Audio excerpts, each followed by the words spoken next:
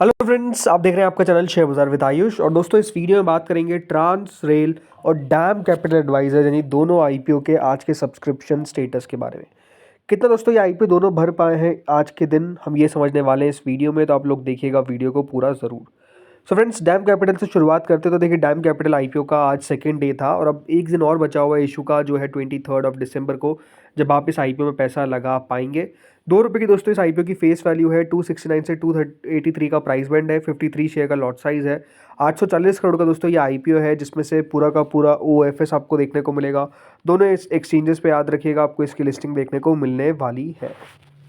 सबसे पहले दोस्तों हम फर्स्ट डे का सब्सक्रिप्शन समझते हैं, कितना पहले दिन ये सब्सक्राइब हुआ था। तो देखिए, पहले दिन क्यूआईबी पोर्शन तो कह सकते हैं कुछ भी नहीं आया था, ओनली 0.01 टाइम सब्सक्राइब हुआ। First day H N I portion दोस्तों 3.74 टाइम्स हुआ, with big H N I 2.74 time, तो small H N I 5.74 times. Retail portion दोस्तों पहले दिन 3.95 टाइम तक सब्सक्राइब हो गया था और एम्प्लॉय पोर्शन 6.28 टाइम्स। कुल मिलाकर दोस्तों ये जो इशू था वो आपको सब्सक्राइब होता हुआ देखने को मिला with in first day 2.79 times. तो ओवरऑल इशू को दोस्तों सब्सक्रिप्शन जो था वो नो डाउट पहले दिन के अंदर आप कह सकते हैं काफ़ी अच्छा मिलता हुआ नजर आया और रिस्पॉन्स इस प्रकार की आने की उम्मीद भी थी। लेकिन नो डाउट एक जो आज चीज़ होती हुई दिखी है दोस्तों, वो है बाजार के अंदर गिरावट। बाजार जिस तरीके से आज के दिन गिरता हुआ दिखा है, इसमें कोई दो राय नहीं है कि बाजार में आप कह सकते हैं कि गिरावट जो है वो काफ़ी ज़्यादा बढ़ती हुई दिख रही है। राइट, एक होता है कि दोस्तों मार्केट्स में आपको एक जो प्रेशर होता है वो डेफिनेटली वापस से हो सकता है कि हाँ, बाजार में एक बड़ी गिरावट के बाद कोई एक रिकवरी देखने को मिल रही है। बट मार्केट्स में अभी जो हाल आपको देखने को मिल रहा है कि गिरावट जो है वो सिर्फ बढ़ते ही जा रही है, मार्केट्स में जो प्रेशर है वो बढ़ता ही जा रहा है। ये अपने आप में ज़रूर एक सेंटिमेंटल चेंज हमको देखने को मिला है। प्लस आज एक लिस्टिंग आपने देखी आईजीआई की, वो लिस्टिंग भी कह सकते हैं एक्सपेक्टेशन से नीचे हमको देखने को मिली, और उसके बाद भी उस कंपनी में कोई बड़ी तेज़ी नहीं आई बल्कि और गिरावट आ गई। तब समझ सकते हैं कि वो जो सेलिंग टोन है वो भी काफ़ी ज़्यादा बढ़ चढ़कर आज के दिन बोलता हुआ नजर आया। कल तक ऐसा नहीं था, कल भी गिरावट थी बाजार में, बट आईपीओस तब भी बढ़िया कर रहे थे।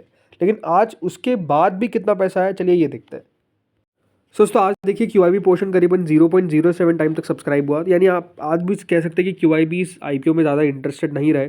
कुल मिलाकर दोस्तों क्यूआईबीज ने मात्र 4,24,000 शेयर्स के लिए एप्लीकेशन लगाई है, that is around 12 crore rupees.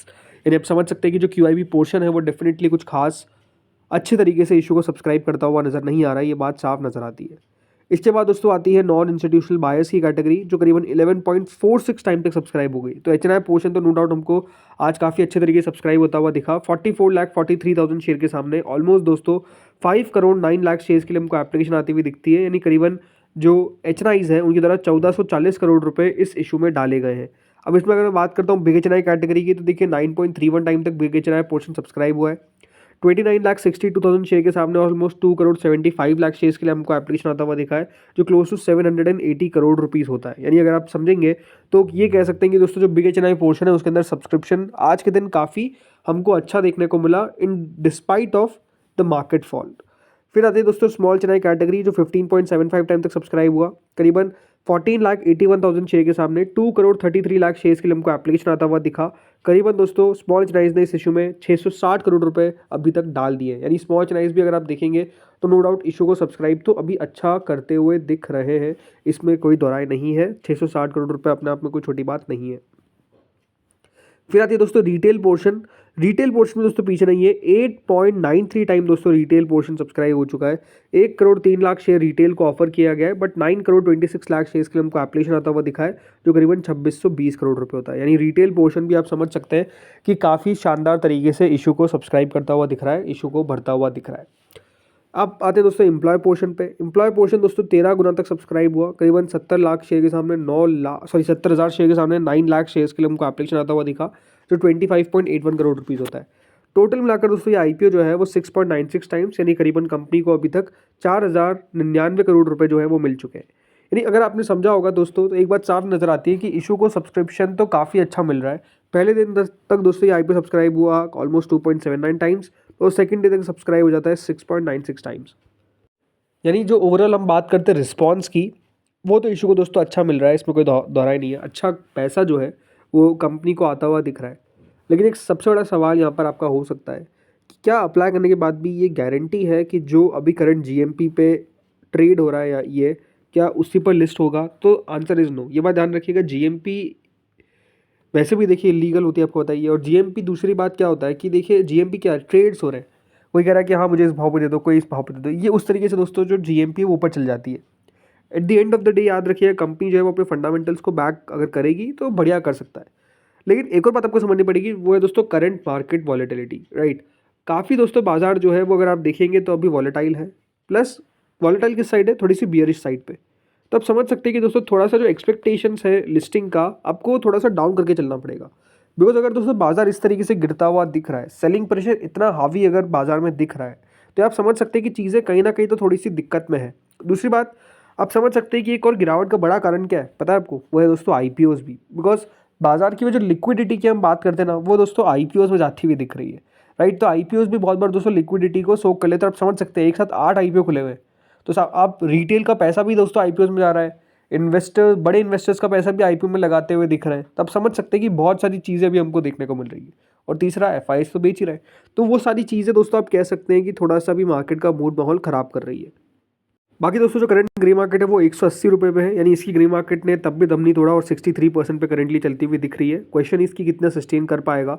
बाकी दोस्तों आखिरी दिन हमको देखना होगा, यानी 23 को QIB कितना पैसा लगा रहे हैं। अगर आप मुझसे पूछेंगे तो QIB इसको अच्छा रिस्पॉन्स करेंगे, काफ़ी अच्छा रिस्पॉन्स जो है वो QIB का हमको आता हुआ दिखेगा। मोर देन 100 टाइम्स दोस्तों अगर QIB पोर्शन सब्सक्राइब होता तो कोई बहुत बड़ी बात नहीं है, इतना तो एटलीस्ट होना ही चाहिए, ये बिल्कुल मेरा मानना है। तो लेट्स सी होता क्या है।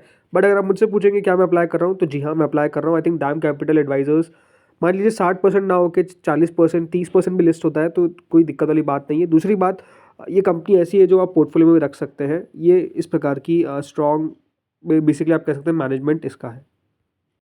अब आते हैं दोस्तों अगले आईपीओ में, जिसका नाम है ट्रांस रेल लाइटिंग। इस आईपीओ का भी दोस्तों सेकंड डे था आज, और ये भी याद रखिएगा 23 को क्लोज हो जाएगा, यानी अब एक दिन बचा हुआ है। सैटरडे संडे को याद रखिएगा अब अप्लाई नहीं कर सकते हैं। अप्लाई कर भी देंगे तो वो याद रखिएगा मंडे को ही गिना जाएगा। बट अगर आप यूपीआई के थ्रू अप्लाई करते हैं तो फिर याद रखिएगा आप मंडे को ही अप्लाई कर पाएंगे, बिकॉज वो मैंडेट नहीं आ पाएगा। नेट बैंकिंग में तो अप्लाई कर देते हैं, बट हाँ वो गिना मंडे को ही जाएगा, ये बात ध्यान रखिएगा, बैंक आपको बता देगा। बाकी 410 से 432 का इसका प्राइस बैंड है, 34 शेयर का लॉट साइज है, 838 करोड़ का ये आईपीओ है, जिसमें से फ्रेश इशू है 400 करोड़ का, ऑफर फॉर सेल है 438 करोड़ का। ये आईपीओ दोस्तों पहले दिन अगर आप देखेंगे तो करीबन 77% QIBs ने भरा था, 2.17 टाइम्स HNIs ने भरा था। रिटेल कैटेगरी सब्सक्राइब हुई थी दोस्तों 2.98 टाइम्स, एम्प्लॉय पोर्शन 0.7 टाइम्स, और टोटल लाकर 2.13 टाइम्स ये आईपीओ सब्सक्राइब हुआ था विद इन फर्स्ट डे। तो इस आईपीओ को भी देखा जाए तो रिस्पॉन्स पहले दिन अच्छा मिल गया, खराब नहीं कह सकते, राइट। तो अब कितना मिला है आज के दिन ये देखते हैं। तो देखिए आज के दिन दोस्तों जो QIB पोर्शन है वो बड़ी बात है कि पूरा भर चुका है। जी हाँ, 1.36 टाइम्स QIBs ने इस इशू को सब्सक्राइब कर दिया है। QIBs ने कुल मिलाकर दोस्तों आप देखिए 51 लाख शेयर्स के लिए ऑलरेडी एप्लीकेशन डाल दी है, जो करीबन 222 करोड़ रुपए होता है। इसके बाद दोस्तों आते हैं HNIs पे, जो करीबन 7 गुना तक हमको बढ़ता हुआ दिखा। 28 लाख शेयर्स के सामने करीबन 2 करोड़ 11 लाख शेयर के लिए हमको एप्लीकेशन आता हुआ दिखा है, that is close to 911 crore. इसमें अगर मैं बात करता हूँ बिग HNI कैटेगरी की, तो देखिए 5.67 टाइम्स भरा है, और जो स्मॉल HNI पोर्शन है वो 10.89 टाइम्स भरा है। बिग HNI आप देखिए करीबन 18 लाख शेयर्स के सामने 1 करोड़ 7 लाख शेयर के लिए एप्लीकेशन आई है, जो करीबन 465 करोड़ रुपए होता है। वही जो स्मॉल HNI पोर्शन है वो 10.88 टाइम्स भरा है, तो उसके सामने करीबन 9 लाख शेयर के सामने 1 करोड़ शेयर के लिए एप्लीकेशन आ चुकी है। 446 करोड़ रुपए जो है वो बेसिकली हमको स्मॉल HNI से आता हुआ दिखा है। रिटेल पोर्शन दोस्तों करीबन 7 टाइम्स भर चुका है, 66 लाख शेयर्स के सामने 4 करोड़ 70 लाख शेयर्स के लिए एप्लीकेशन आ चुकी है, जो करीबन 2030 करोड़ रुपए होता है। जो एम्प्लॉय पोर्शन है वो 1.5 गुना तक भरा है, जो रिटेल पोर्शन है वो 5.39 टाइम्स तक भरा है। यानी ओवरऑल दोस्तों इस आईपीओ को 3193 करोड़ रुपीज़ जो है वो अभी तक रिसीव हो चुके हैं। देखिए रिस्पॉन्स इस आईपीओ को भी अच्छा मिल रहा है, इसमें कोई दोराई नहीं है कि गिरावट का थोड़ा बहुत असर पड़ा ही है, बट ओवरऑल स्टिल रिस्पॉन्स अच्छा है। देखिए ट्रांस रेल को लेकर आपको मैंने कल भी कहा था कि कंपनी जिस सेक्टर से आती है, तो वहाँ पर नो डाउट दोस्तों एक्सपेक्टेशंस भी ये है कि काफ़ी ग्रो करेगा ये सेक्टर, राइट। और ये एक बढ़िया इनके लिए फ़ायदा हो सकता है। दूसरी बात, कंपनी ऐसा नहीं कि सिर्फ इंडिया में काम करती है, अफ्रीका में भी इनका बिजनेस काफ़ी अच्छे तरीके से चल रहा है, राइट। तो वो बात भी है, बट हाँ ओवरऑल थोड़ी सी वैल्यूएशन कंपनी नीचे लेकर आ सकती थी, मुझे अभी भी लगता है। बाकी अब अभी अगर मैं बात करता हूँ करंट ग्रे मार्केट को लेकर, तो यहाँ पर भी दोस्तों ग्रे मार्केट तो कह सकते हैं बड़ी है, करीबन 43% पर हो चुकी है, जो करीबन 186 रुपीज़ होती है। अब ये भी एक बात ध्यान रखिएगा, बहुत बार आईपीओ की ग्रे मार्केट होता क्या है ना, कि जब आईपीओ खुला रहता है तब तक बढ़ती रहती है, जैसे आईपीओ बंद होता है तो वहाँ पर भी एक्शन जो है वो डाउनफॉल का स्टार्ट हो जाता है। बट आज की गिरावट के बाद ग्रे मार्केट में थोड़ी सी सेलिंग आनी थी, बट आई थिंक जिस तरीके का रिस्पॉन्स अभी तक मिलता हुआ दिख रहा है वो सेलिंग टोन नहीं आ रहा है। बट अगर आप मुझसे पूछेंगे क्या 40% की लिस्टिंग एक्सपेक्ट करके चलनी चाहिए, I think the answer is no. मेरे हिसाब से दोस्तों 40% मिल भी सकता है, राइट। अगर बाजार रिकवर हो गया तो मिल भी जाएगा, कोई बड़ी बात नहीं है। और द थिंग इज़ कि अभी जिस तरीके से बाजार चलता हुआ दिख रहा है, हो सकता है कि दोस्तों 40% ना मिले। ये बात ध्यान रखिएगा, जितना यहाँ पे आपको दिख रहा है उसका आधा सोच के चलिए। उससे ज़्यादा अगर मिल जाए तो बढ़िया है, नहीं मिले तो भी आपको पता होना चाहिए कि हाँ, मिल गया कुछ ना कुछ, वही बढ़िया है। इस बाजार में दोस्तों पैसा अगर आप कमा पा रहे हैं एट द एंड, राइट, वो ही अपने आप में देखिए सबसे बढ़िया यहाँ पर बात है कि कुछ ना से कुछ ही सही, राइट। तो यही बात है। बाकी अब देखते हैं कितना पैसा आता है आखिरी दिन। क्यूआईबी कैटेगरी का बहुत इंपॉर्टेंट रहेगा हर आईपीओ में। लेट्स सी होता क्या है। तो दोस्तों इस वीडियो में इतना ही था। होपफुली वीडियो आपको बढ़िया लगा होगा। अगर लगा तो लाइक कर देना, चैनल से पहली बार जुड़ो सब्सक्राइब कर देना। Thank you friends for watching this video.